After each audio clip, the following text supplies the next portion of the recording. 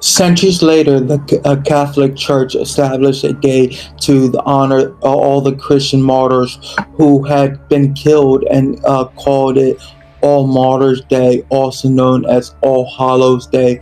This was originally celebrated in May, but was eventually moved to November 1st to displace the pagan day of Samhain that was still celebrated in the region. Later, another day was added called the All Souls Day to include all dead people. The night before All Hallows was called All Hallows Eve and named and evolved to become Halloween. The pagan Celtic rituals about the dead spirits mixed with the Catholic ones about honoring of the dead. In colonial America, observing Halloween was originally very limited because the Protestants, Christians wanted nothing to do with pagan rituals. In the second half of the 19th century, more immigrants from Europe began to migrate to America, many of them coming from Ireland due to the potato famine in 1846. These white immigrants brought the celebration of Halloween with them and began to spread throughout the whole country by the 20th century. Halloween became a more sanitized, and the religious, superstitious aspect of the day were mostly gone. The symbol of the ghost and the witchcraft remained, but were not widely believed in due to the change of American attitude. Nonetheless, many neo-pagans and Wiccans were still believed to celebrate Samhain. Today, Halloween has become commercialized and rakes about $6 billion every year in the U.S. alone. A fourth of the candy sold throughout the whole year is purchased for Halloween celebration.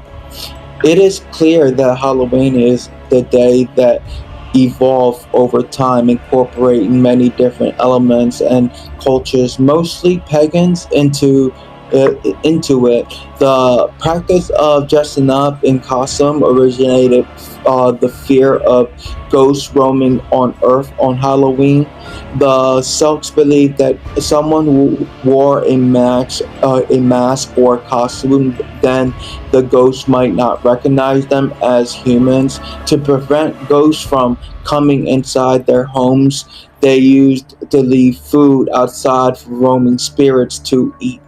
The food also served as a treat for a good ghost from their deceased family members. The Catholic Church tried to displace this practice by encouraging people to give out soul cakes, so people would pray for the dead instead. During the All Souls Day celebration in England, poor people would go from house to house begging for food, and families would give them some if they promised to pray for the dead ancestors. Over time, the twin practices of leaving treats for ghosts and begging for soul cakes merged to become trick or treating.